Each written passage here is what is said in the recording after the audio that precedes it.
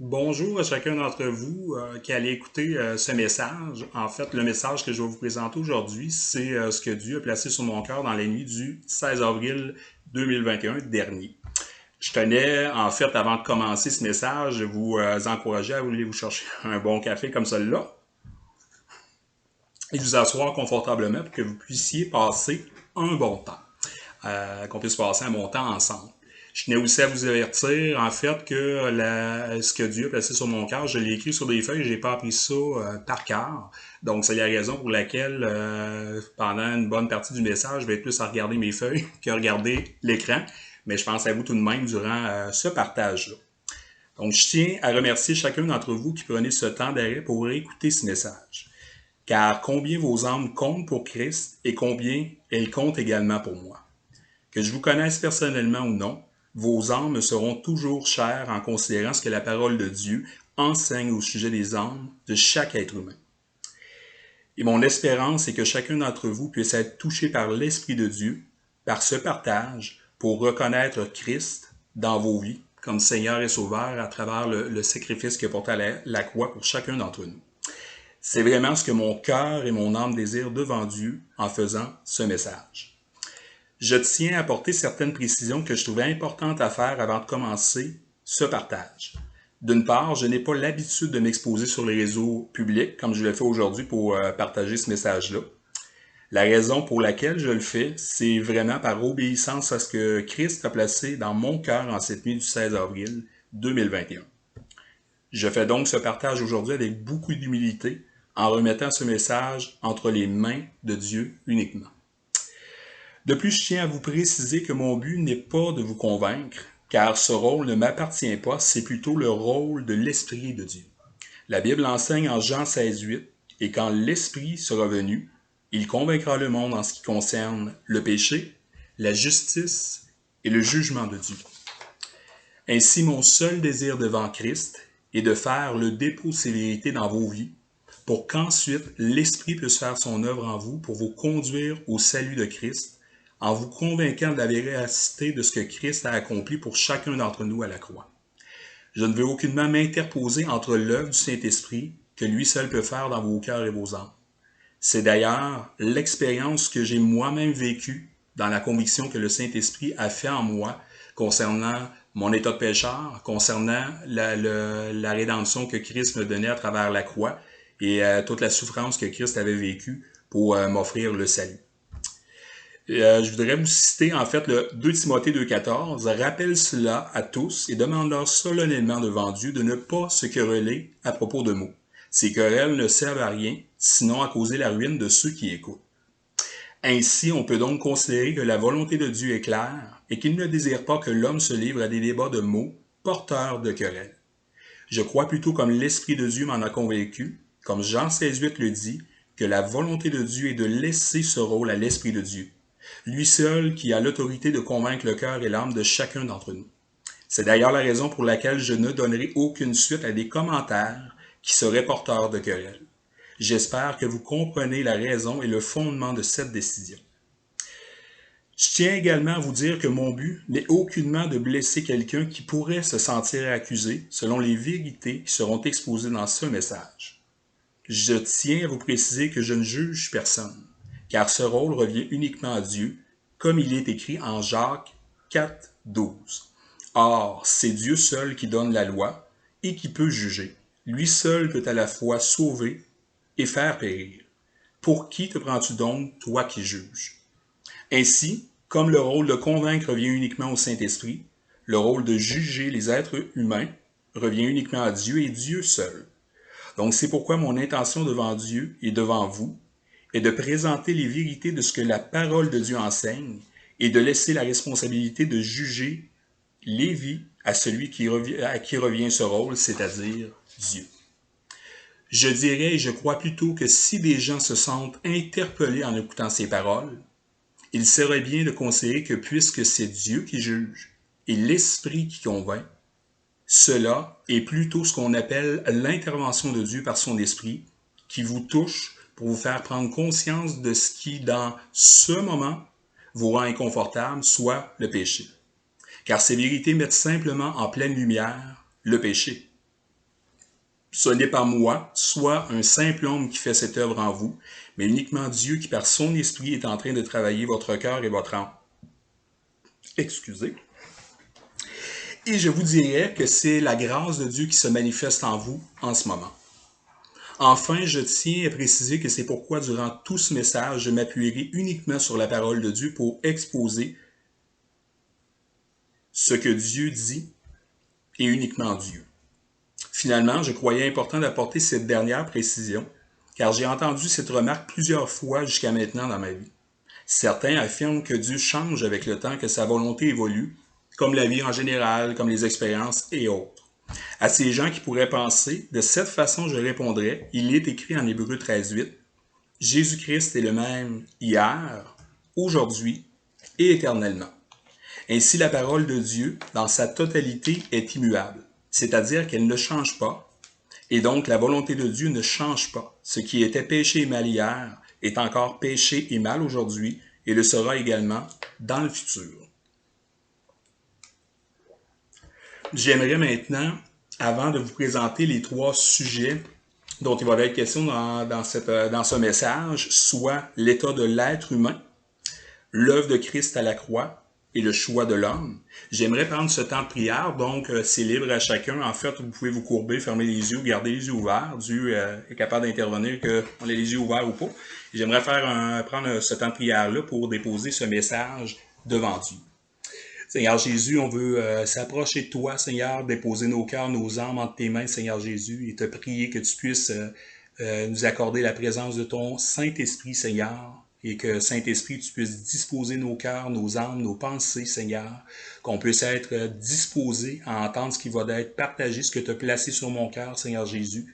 Et merci, Saint-Esprit, que tu fasses cette œuvre en chacune de nos âmes et chacun de nos cœurs, Seigneur Jésus, pour nous convaincre, pour nous toucher, pour nous transformer, Seigneur Jésus, et pour nous conduire à toi l'unique et le seul, Seigneur. C'est dans la foi qu'on prie. Amen. Donc, le premier point que je voulais regarder avec vous, c'est la condition de l'homme. Premièrement, on doit considérer l'état de l'homme, c'est-à-dire que tous les êtres humains sont pécheurs. Aucun être humain est sans péché. Il est écrit en Romains 3:23, tous ont péché et sont privés de la présence glorieuse de Dieu. Ainsi, comme la parole de Dieu l'enseigne ici, aucun être humain n'est juste et donc sans péché devant Dieu. J'aimerais à cette étape-ci, pour les gens qui pourraient penser que le péché, ça peut être vu comme une fable, comme c'est quelque chose qui n'est pas vraiment vrai, c'est quelque chose qui n'existe pas, j'aimerais vous faire vivre une expérience si vous le voulez bien. Je vous demanderai pendant les 30 prochains jours, par vous-même, sans aide extérieure, sans livre, sans psychologie, sans pensée positive ou autre, mais uniquement par vos propres forces, de vous abstenir. Je vais vous exposer différents versets de la parole de Dieu qui démontrent des choses qui sont péchées. Et je vous inciterai à, dans l'exemple ou l'élément que vous reconnaissez être très présent dans votre vie, de prendre celui-là et d'en prendre seulement un et de vous abstenir pendant les 30 prochains jours. Donc, je vais vous donner les versets en Marc 7, 20, 23. Il est dit, « C'est ce qui sort de l'homme qui le rend impur, car c'est du dedans du cœur de l'homme que viennent les mauvaises pensées qui le poussent à vivre dans l'immoralité, à voler, tuer, commettre l'adultère, vouloir ce qui est aux autres, agir méchamment, tromper, vivre dans le désordre, être jaloux, dire du mal des autres, être orgueilleux et insensé. Toutes ces mauvaises choses sortent du dedans de l'homme et le rendent impur. » On retrouve également en 1 Corinthiens 6, 9, 10. « Vous savez sûrement que ceux qui font le mal n'auront pas de place dans le royaume de Dieu. Ne vous y trompez pas, les gens immoraux, adorateurs d'idoles, adultères, pédérastes ça veut dire l'homosexualité, voleurs, envieux, ivrognes, calomniateurs ou malhonnêtes n'auront pas de place dans le royaume de Dieu. » Donc, dans les 2 versets que je viens de vous citer, forcément que chaque personne se retrouve dans une ou l'autre de ces éléments-là. On pourrait citer aussi la colère, qui peut aussi être pour certaines personnes quelque chose qui les domine. Dans l'ensemble, Beaucoup n'y arriveront pas, car comme la Bible enseigne en Marc 14,38, l'esprit est bien disposé, mais la chair est faible. Ce que ça veut dire, en fait, c'est rationnellement de la tête, je peux désirer quelque chose. Je peux désirer, en fait, si j'étais colérique, de ne pas tomber en colère. Mais la chair étant faible, c'est que tôt ou tard, je vais être dominé par ce péché-là, de la colère, puis je vais péter les plombs, et en réalité, la colère va prendre le dessus. On lit également dans Romains 7,25, « Ainsi je suis au service de la loi de Dieu par mon intelligence, mais dans ma faiblesse humaine, je suis asservi à la loi du péché. » Ainsi, une personne dans sa pensée peut réellement désirer ne pas faire cette action. Mais puisque la chair est faible, soit cette force du péché qui agit en la personne, il est impossible de résister par soi-même au péché, car, comme il est dit en Galates 3,22, mais l'Écriture a déclaré que le monde entier est soumis à la puissance du péché, afin que le don promis par Dieu soit accordé aux croyants en raison de leur foi en Jésus-Christ. Ainsi, cette expérience, pour l'avoir déjà expérimentée, vous permettra de réaliser, dans ces moments de tentation, qu'il y a une force qui vous pousse à commettre cet acte, même si vous ne désirez pas le faire. C'est ainsi, comme le verset précédent le dit, le monde entier est soumis à la puissance du péché qui agit. C'est au-delà des possibilités humaines de s'abstenir, en fait. Ce que vous allez expérimenter la puissance du péché, que même si votre entendement désire sincèrement ne plus faire cela, le péché vous domine et vous pousse à tomber dans la tentation. C'est aussi cette expérience qui vous permettra de constater que l'être humain est pécheur et qui confirme la parole de Dieu, qui dit que tous ont péché. Pour ceux qui auraient pu arriver durant les 30 prochains jours à s'abstenir par leur propre force, si vous désirez vivre l'expérience jusqu'au bout, je vous demanderai de poursuivre cette abstinence durant les 60 prochains jours. On ne poussera pas le défi pendant les 120 et autres, mais pendant les 60 prochains jours. Forcément, parfois, on peut par soi-même arriver à certains résultats. Mais en citant la parole de Dieu, on remarque que pour qu'un changement au sujet du péché se produise de façon permanente et non de façon temporaire, cela doit être réalisé par le Saint-Esprit qui a convaincu la personne que cette action est un péché devant Dieu pour qu'ensuite il fasse cette œuvre de changement dans le cœur et l'âme de la personne que lui seul peut faire. Et je tiens à préciser une action permanente pour la personne qui garde les yeux fixés sur Dieu et sur Christ. C'est sûr que la personne qui ne regarde plus à Dieu peut retomber. Mais c'est une action permanente en ayant les yeux fixés sur Christ. Comme il est écrit en 2 Corinthiens 7,10, « Car la tristesse qui est selon Dieu produit un changement de comportement qui conduit au salut, sans qu'on ait à le regretter. Mais la tristesse causée par les soucis de ce monde produit la mort. »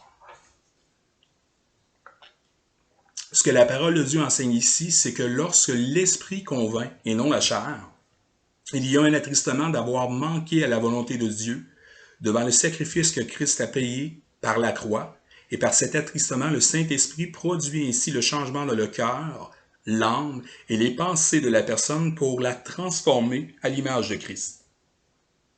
Alors que l'attristement du monde, soit un attristement charnel, ne produit aucun changement, ou un changement temporaire puisqu'il est charnel. Et comme on l'a vu plus tôt, la chair est faible et tôt ou tard, la personne retombera dans ce péché-là. Et à long terme, cela conduit à la mort physique, jusqu'à la mort spirituelle pour l'éternité. Ça aussi, c'est un point qu'on va voir un petit peu plus loin. Ensuite, devant cette vérité que la parole de Dieu vient nous enseigner, on doit se demander, mais quel impact le péché a-t-il concrètement dans ma vie? Le péché, comme la Bible enseigne, sépare chaque être humain de la présence de Dieu. Ainsi, pour l'être humain qui se trouve dans le péché, cela veut dire qu'il lui est impossible d'être en relation avec Christ.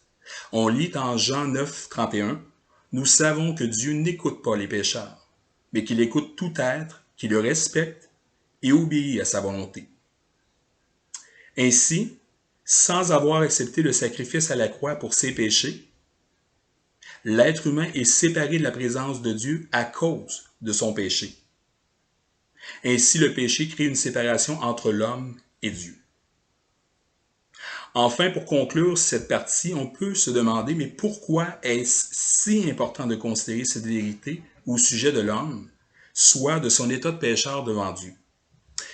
Je vous encourage sincèrement à vous arrêter pour considérer ce qui suit, car je ne souhaite véritablement à personne ce qui sera présenté ici. C'est d'ailleurs la raison pour laquelle Christ a placé ce message sur mon cœur pour que cette vérité soit déposée dans vos vies et pour vos âmes, pour vous permettre de prendre conscience du résultat d'une vie de péché sans repentance. La parole de Dieu affirme clairement que les gens qui ne se seront pas tournés vers Christ en acceptant son sacrifice à la croix pour le pardon de leurs péchés, par la conviction que donne son esprit, seront en enfer. Oui, en enfer pour l'éternité.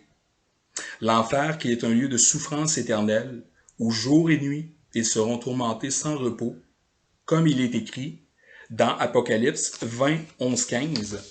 Les morts furent jugés selon ce qu'ils avaient fait, d'après ce qui était écrit dans les livres. Ils furent tous jugés selon ce qu'ils avaient fait. La mort et le monde des morts furent jetés dans le lac enflammé. Ce lac est la seconde mort. Quiconque n'avait pas son nom inscrit dans le livre de vie fut jeté dans le lac enflammé. Et dans Apocalypse 27 et 10, on reparle du lac de soufre enflammé. Alors le diable qui les trompait est jeté dans le lac de soufre enflammé, où se trouve déjà la bête et le faux prophète. Ils y seront tourmentés jour et nuit pour toujours.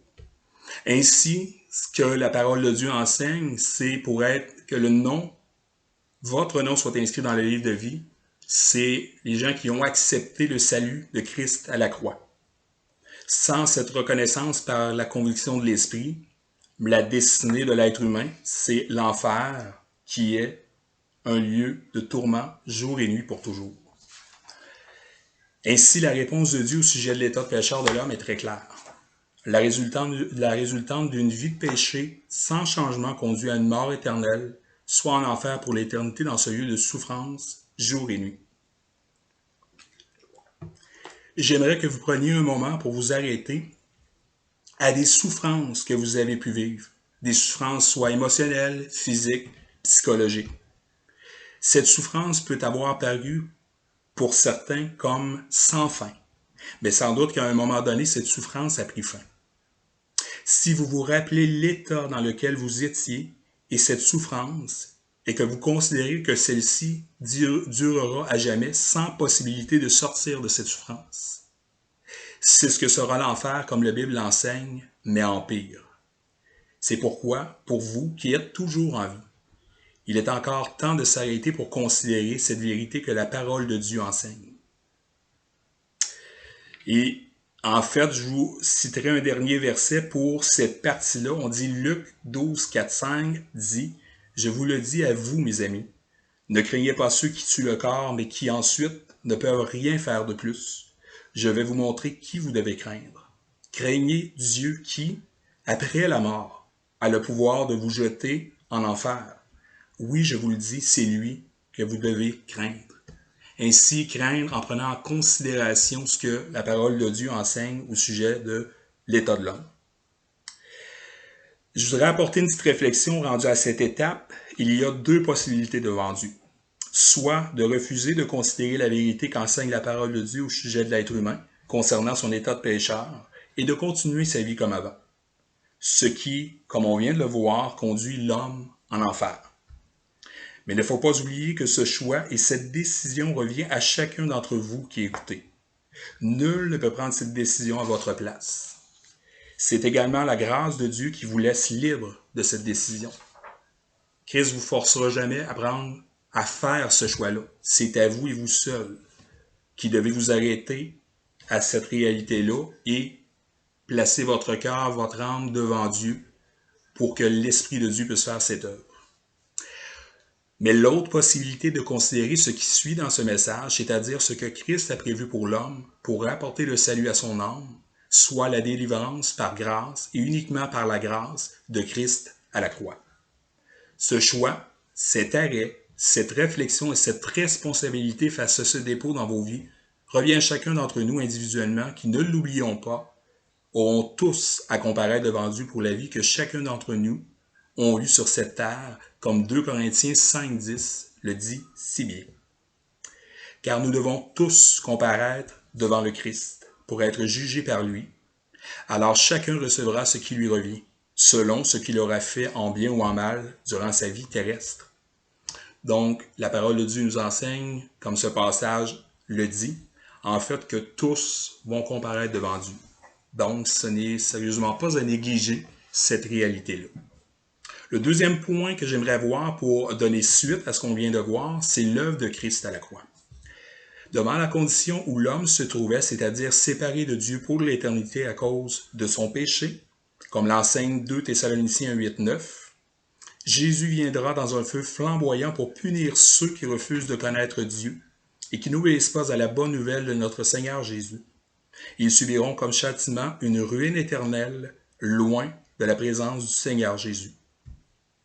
Donc, le verset précise très bien que va être loin de la présence de Dieu pour l'éternité. Christ, le Fils unique de Dieu, a accepté de prendre les péchés de chaque être humain et de payer le prix que nous méritions tous. Ne n'oublions pas cette condamnation d'aller tout droit en enfer, loin de la présence de Dieu, comme on l'a vu plus tôt, était ce que chacun d'entre nous méritait, dû au fait qu'il n'existe pas d'être humain sans péché. Mais Christ s'est offert pour offrir à chacun d'entre nous le salut à la croix, qui nous assure le pardon de nos péchés. Comme il est écrit en 1 Jean 4,10. Et l'amour consiste en ceci. Ce n'est pas nous qui avons aimé Dieu, mais c'est lui qui nous a aimés. Il a envoyé son Fils Jésus-Christ qui s'est offert en sacrifice pour le pardon des péchés.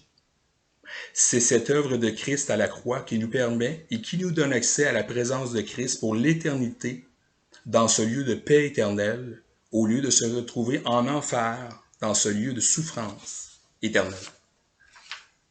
Ainsi, la seule réalité pour connaître le salut est donc la vie éternelle et de reconnaître le sacrifice de Dieu, soit le sacrifice de Christ à la croix.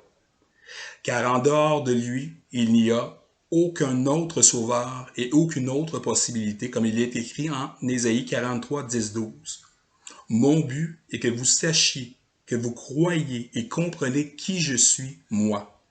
Avant moi, il n'y a pas eu de Dieu, et après moi, il n'y en aura pas. Le Seigneur, c'est moi, et moi seul. Ici, très important, le verset, à part moi, pas de sauveur. C'est moi qui apporte le salut, moi aussi qui l'annonce et qui le fait savoir. Ce n'est pas un Dieu étranger qu'on trouverait chez vous. Vous êtes témoin que je suis Dieu, dit le Seigneur, et que je le resterai. Ainsi, en dehors de Dieu, dans le salut que le Fils de Dieu a donné à la croix pour les pardons de chaque être humain, il n'existe aucun autre salut.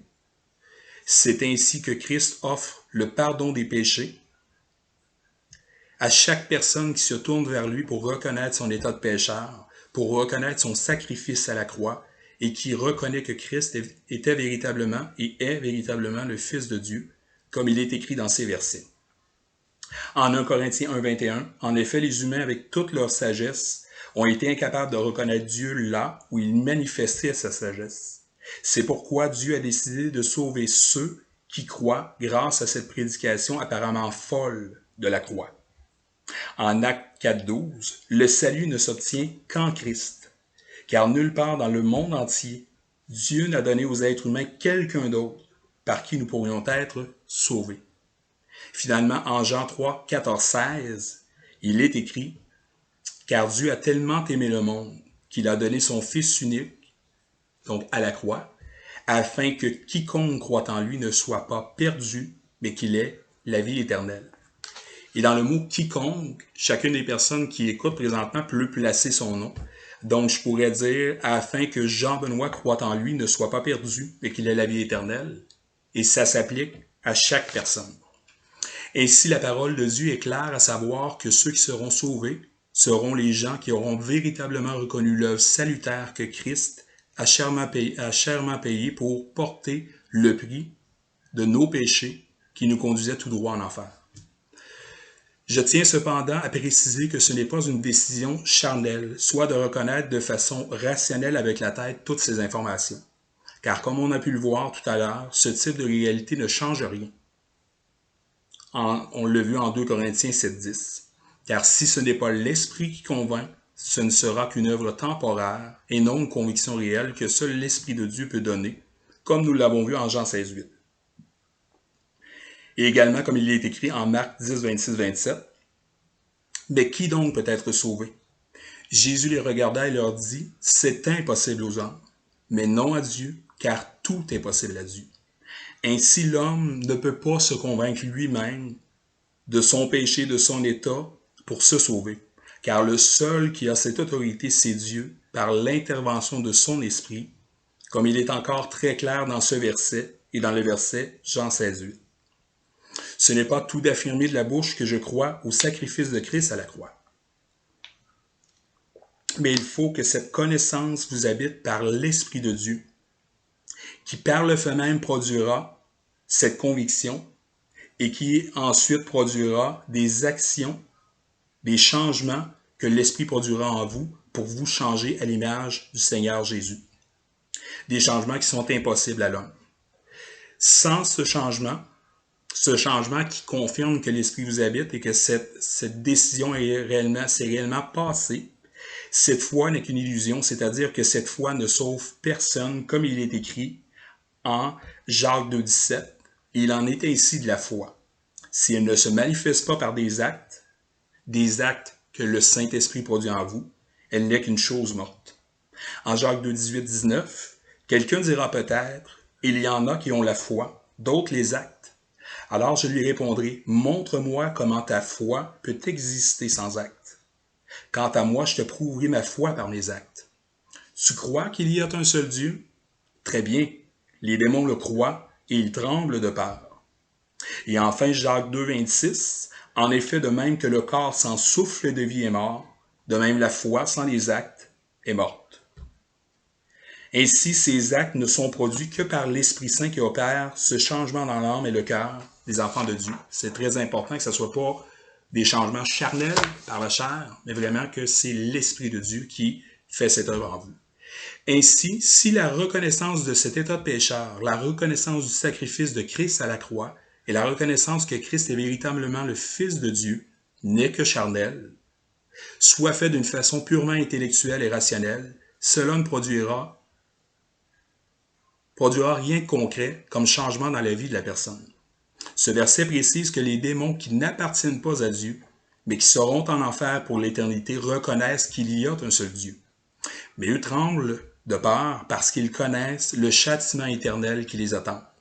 Le châtiment éternel qu'on a vu tout à l'heure, l'enfer, ce lieu de souffrance, sera jour et nuit, un lieu de tourment. Donc ce n'est pas tout d'affirmer de la bouche.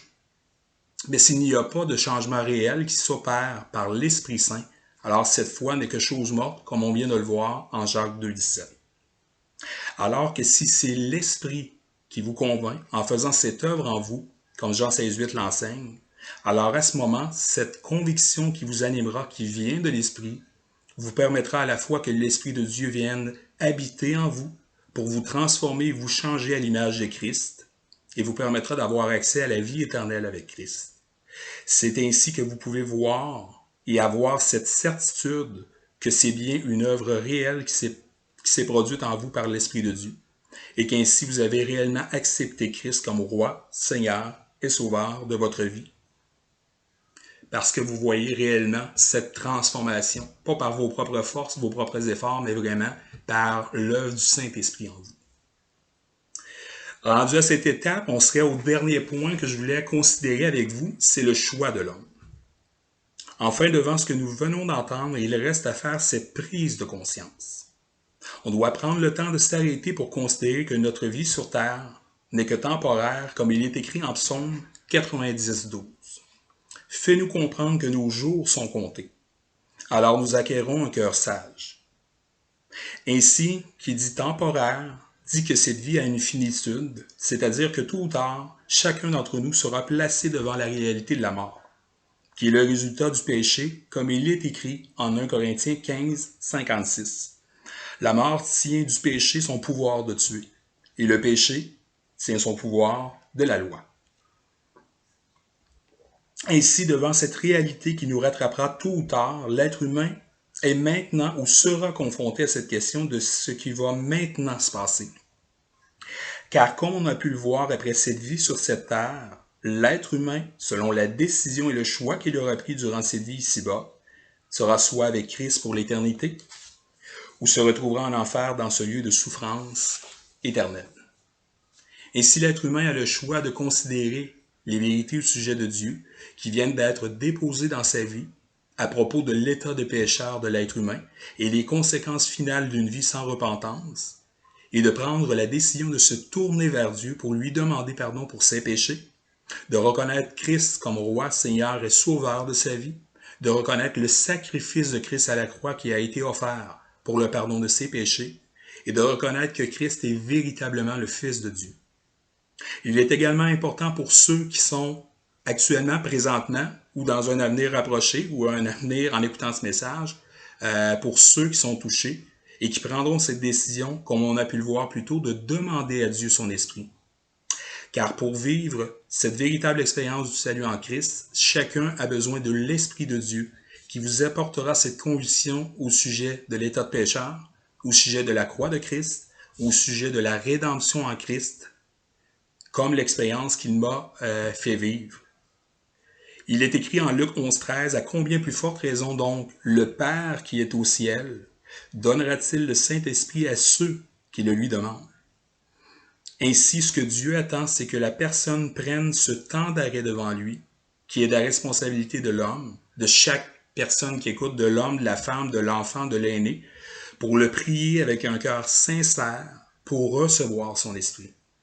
Psaume 145, 18 dit « Le Seigneur est proche de ceux qui l'appellent, de tous ceux qui sont sincères en l'appelant. » Donc, en l'appelant, ça veut dire en priant Dieu, en intercédant devant lui pour lui demander son esprit. Dieu voit vos cœurs et en ayant ce cœur sincère, la parole de Dieu nous garantit que Dieu vous accordera son esprit, celui qui vous convainc de l'état de pécheur, de la croix de Christ et de son salut. Mais l'autre choix pour ceux qui ne se sentent pas interpellés est de continuer votre vie comme avant. Mais ma prière est que la semence qui a été déposée dans votre vie aujourd'hui vous conduira par l'Esprit à Christ au moment opportun que Dieu connaît déjà. Car j'ai foi que ce dépôt atteindra le but que Dieu lui a donné, comme Ésaïe 55, 11 le dit si bien. Eh bien, il en est de même pour ma parole, pour ma promesse. Elle ne revient pas à moi sans avoir produit d'effet, sans avoir réalisé ce que je voulais, sans avoir atteint le but que je lui avais fixé. Donc, j'aimerais conclure avec ce qui a été vu dans chacune de ces sections. Il est maintenant important, après avoir entendu chacune de ces vérités, de considérer ce que Dieu dit.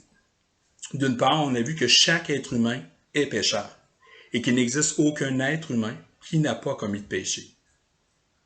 On a également vu que la condition de pécheur de l'homme le conduit directement en enfer, ce lieu de souffrance et de tourment jour et nuit sans repos. Ensuite, nous avons vu que Christ a offert à l'homme une façon de se détourner du péché en reconnaissant son sacrifice à la croix pour le pardon de ses péchés et qu'en reconnaissant le sacrifice de Christ, en laissant l'Esprit Saint faire cette œuvre dans son cœur et son âme, Dieu accorde à l'homme le pardon de ses péchés et ainsi la vie éternelle avec Christ. Enfin, nous avons vu que l'homme est placé devant deux choix. Soit le fait de continuer sa vie comme si rien n'était, et de ne pas tenir compte de ce que la parole de Dieu enseigne, ou de se tourner vers Dieu pour intercéder, c'est-à-dire prier Dieu pour recevoir son esprit, pour que celui-ci fasse son œuvre de conviction dans le cœur et l'âme de chacune de ces personnes qui se tourneront vers Christ pour recevoir le pardon de ses péchés et la vie éternelle. Je vais donc conclure, en fait, en terminant par un dernier verset que je voudrais déposer dans vos vies et un mot de prière. Le verset que je désirais vous transmettre pour conclure l'enseignement, c'est Jacques 1, 21, qui dit « Accueillez avec humilité la parole que Dieu plante dans votre cœur, car elle a le pouvoir de vous sauver, de sauver vos âmes. » Donc, je vais me courber pour un dernier mot de prière. Seigneur Jésus, je veux te remercier, Seigneur, que tu as conduit tout ce temps que chacune de ces personnes ont pris devant toi. Je veux te remercier, Seigneur Jésus, que tu les as conduits dans toute cette disposition, Seigneur Jésus, que Saint-Esprit t'a fait ton œuvre et que tu continues à œuvrer à travers autant la fin de cette journée ou le début de cette journée, dépendant les gens aussi à quel moment de la journée ils se trouvent. Que Saint-Esprit, tu continues à faire ton œuvre pour emmener ces âmes véritablement, Seigneur Jésus, à vivre cette expérience de ton salut à la croix que tu as payée pour chacun d'entre nous, par amour pour chacun d'entre nous, Seigneur Jésus. Je veux sincèrement te remercier, Seigneur, que ce sont chacune de ces âmes qui écoutent et qui ont écouté ce message, Seigneur Jésus, qui vont être touchées par ton œuvre, Saint-Esprit. Et Seigneur Jésus, je voudrais prendre ce temps pour t'exprimer ma reconnaissance pour le salut que tu nous as offert à la croix, d'avoir accepté de payer ce prix par amour pour chacun d'entre nous, Seigneur. C'est vraiment dans la foi que je te prie et qu'on te prie, Seigneur Jésus. Amen. Et je termine réellement en vous encourageant pour tous ceux qui ont été touchés par ce message de le partager, car le seul but de ce message est que d'innombrables gens et donc une multitude d'âmes aient accès à la vérité qui a été déposée dans vos vies aujourd'hui, pour que chaque personne qui entendra ce message puisse être touchée par l'Esprit de Dieu et être conduit au salut par ce dépôt que vous ferez ainsi par ce partage dans la vie de ces gens. Donc, je vous souhaite une bonne fin de journée. Merci.